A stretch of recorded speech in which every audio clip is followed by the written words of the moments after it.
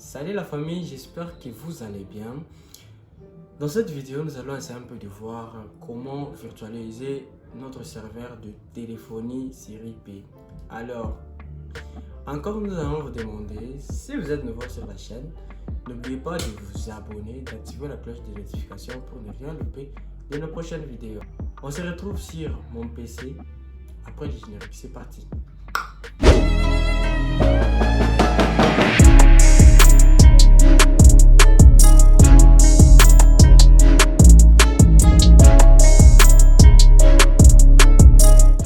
Et voilà, nous sommes sur notre bureau. Nous voulons maintenant commencer l'installation de notre serveur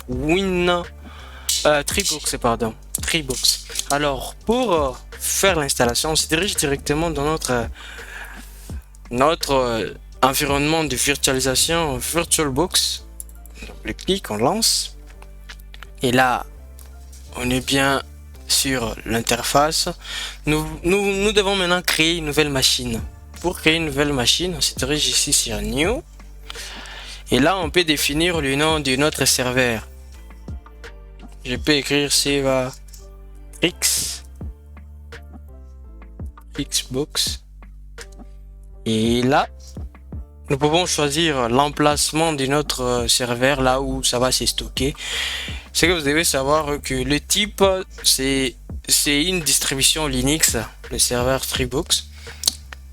Nous choisissons version Debian 64 bits. Alors on fait Next. Comme vous le voyez bien, ma machine a 8 Go de RAM. Moi je laisse 1 Go par défaut parce que j'ai 8 Go de RAM et mon serveur aussi, ça va bien tourner avec le 1 Go. C'est bon. Je fais Next. Et je fais Create. Next. Pour les disques durs, regardez bien si votre ici vous devez choisir l'emplacement de votre machine aussi, là où ça va se stocker. Regardez bien si vous avez beaucoup d'espace dans ces disques là où vous allez stocker votre serveur Treebox. Alors moi je laisse les 8 Go, ça suffit pour j'augmente un peu, je fais 13, je laisse 13 et puis je fais Create. C'est bon, on est là. Si vous regardez bien, c'est off.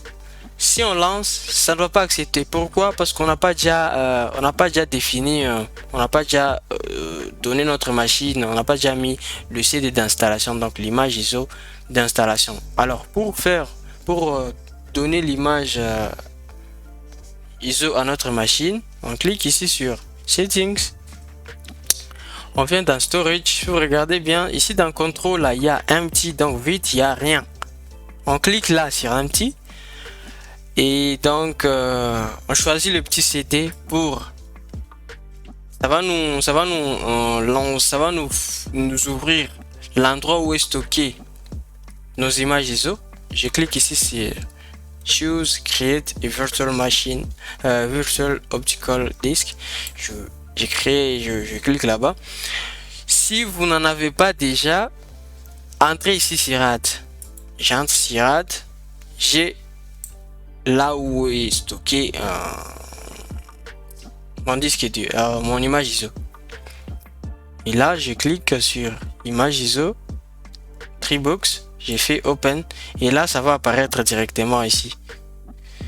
J'ai choisi maintenant notre image ISO et puis je vais Choose. C'est bon, ça vient d'apparaître déjà là, donc l'image ISO c'est bon déjà. Alors ce que vous allez faire maintenant, vu que dans notre réseau ça peut être un réseau, nous voulons maintenant que notre serveur soit accessible dans notre réseau. Il faut que ça ait un adresse IP. Alors pour que ça ait un adresse IP, il faut que ça ait aussi une carte réseau. Alors pour que notre serveur et une carte réseau, on se dirige ici dans Network et ici dans Attached, bon c'est l'anglais, je suis pas fort en anglais, on va choisir Bridge Adapter. Pour dire quoi? Ici ma machine virtuelle, ma machine physique a sa propre carte réseau qui est là. Intel R combien et tout gigabit network connection. C'est ma carte réseau physique Ethernet.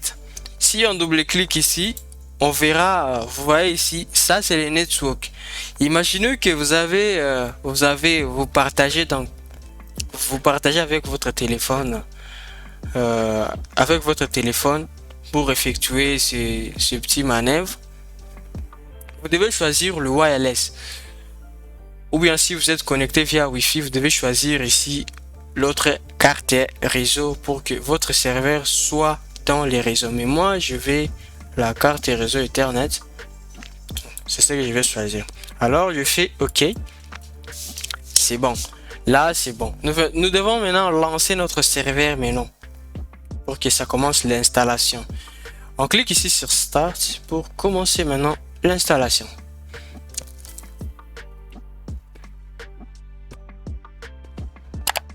Et voilà, ça nous dit encore de choisir. Bon, si ça vous demande ça, double-cliquez ici et choisissez encore Treebox et puis faites Start. Et là, ça va lancer les systèmes. Vous voyez, c'est Treebox. Alors on dit d'entrer, on clique sur Enter pour commencer la procédure. Ça, vous voyez là, ça commence la procédure.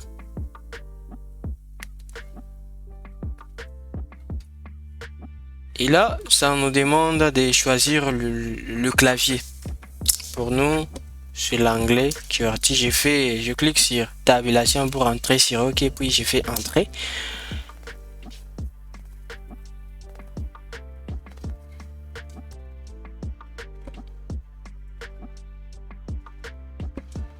Bon, le time zone, bon, je laisse New York par défaut. Je dois définir le mot de passe par défaut. Je définis le mot de passe.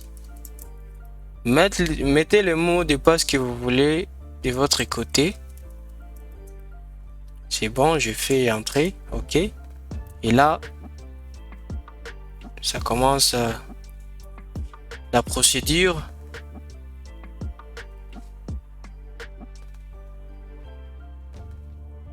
Ça commence à formater le file system.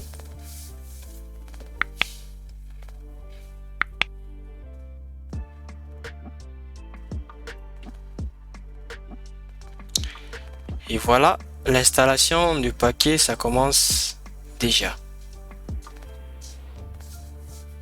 Ça commence déjà à faire l'installation du paquet d'installation, les packages.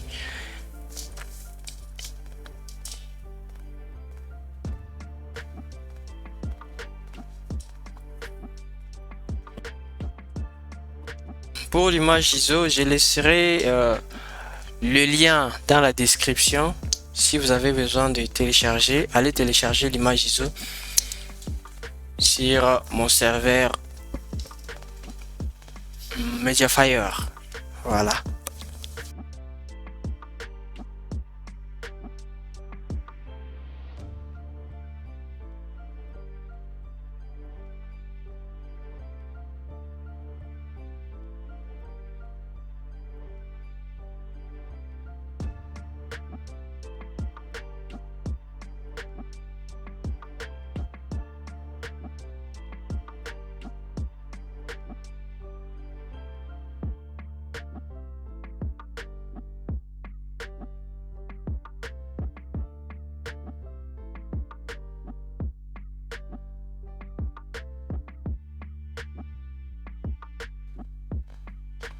C'est bon, nous sommes à 9% d'installation.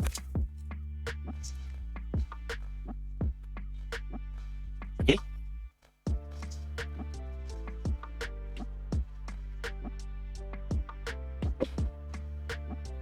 L'installation vient de se terminer. Ce que nous allons faire maintenant, c'est éjecter notre CD d'installation. Pour éjecter notre CD, on clique ici et on fait Remove. Puis on redémarre pour que ça relance maintenant les fichiers d'installation en question. Vous voyez, pour nous, ça relance encore le système parce on l'a pas fait vite fait. On l'a pas fait vite. Alors, on redémarre. Restart.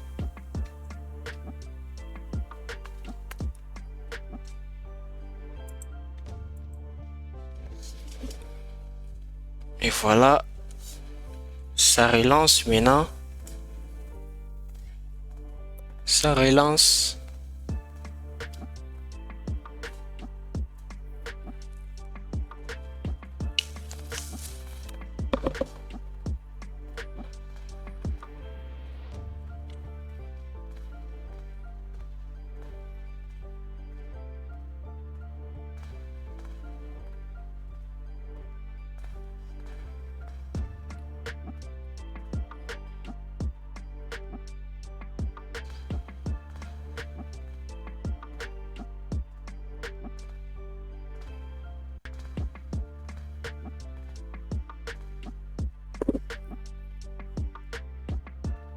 Ça commence à faire la configuration des services.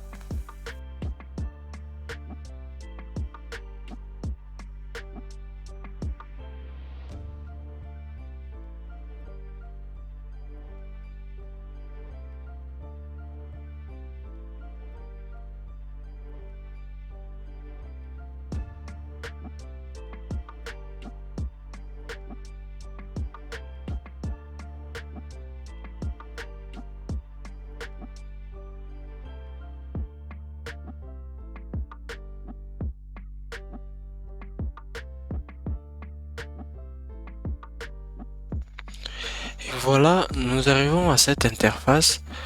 Si vous remarquez bien, nous avons l'adresse IP ici par défaut qui est le 192.168.10.51. Cette adresse IP provient de notre routeur automatiquement. Alors pour nous, nous ne voulons pas que cette adresse soit automatique. Nous voulons que les serveurs aient l'adresse statique parce que c'est très important de mettre le serveur, l'adresse IP du serveur en statique parce que ça doit être opérationnel tout le temps, même si il y a coupure du courant, ça ne va pas changer d'adresse, n'est-ce pas? Alors, ce que nous allons faire, nous allons nous connecter avec les logins, les noms par défaut de notre serveur, c'est root. Et là, nous allons déterminer maintenant le mot de passe qu'on a défini lorsqu'on a installé notre serveur. Je crée les mots de passe. Je fais entrer directement. Nous sommes à la configuration globale. Maintenant, il y a une commande que nous allons taper. Ça va nous renvoyer à là où nous allons saisir maintenant l'adresse IP statique.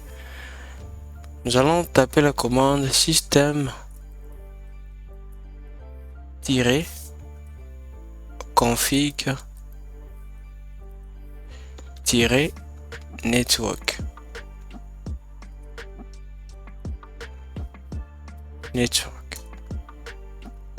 Et là, cette fenêtre s'ouvre.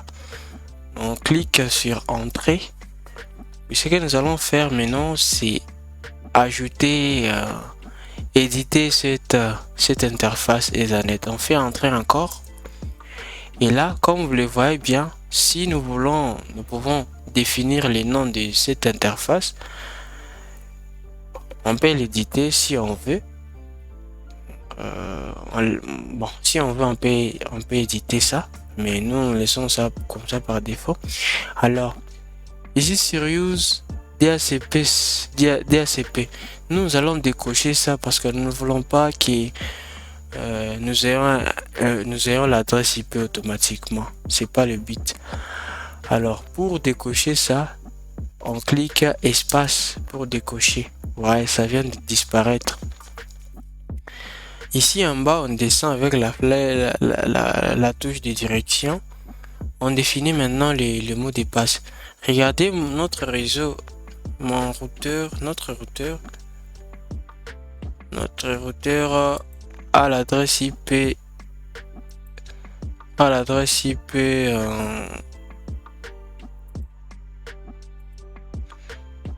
c'est l'adresse IP de notre routeur. 192.168.10.1. C'est ça l'adresse IP que notre routeur a. Je mets maintenant l'adresse IP de notre serveur, que ce soit dans le même réseau. 192.168.10.20, n'est-ce pas? Alors, le masque des sous-réseaux, on met c'est 255.0. Pour ce qui est le gateway, c'est l'adresse IP du routeur 192.168.10.1. On fait tabulation, oui, on fait entrée. Et là, nous venons de terminer. On fait tabulation et entrée. Et là encore, on fait tabulation, save and quit. Bon, là on dit de sauvegarder et de quitter. On sauvegarde. Et là, nous allons redémarrer maintenant notre serveur pour que ça, l'adresse IP là change, parce que au départ on avait .251 et là vous allez voir que ça a changé. Et reboot.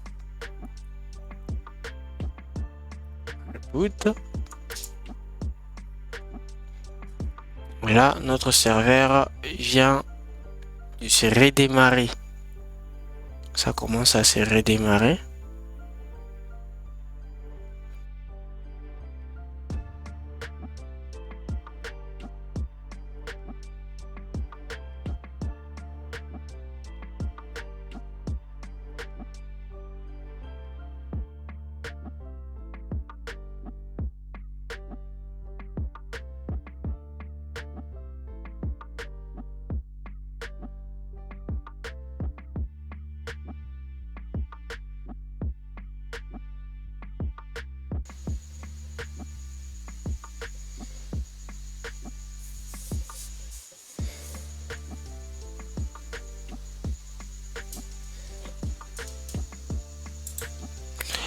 Et voilà, vous venez de constater que l'adresse IP vient de changer.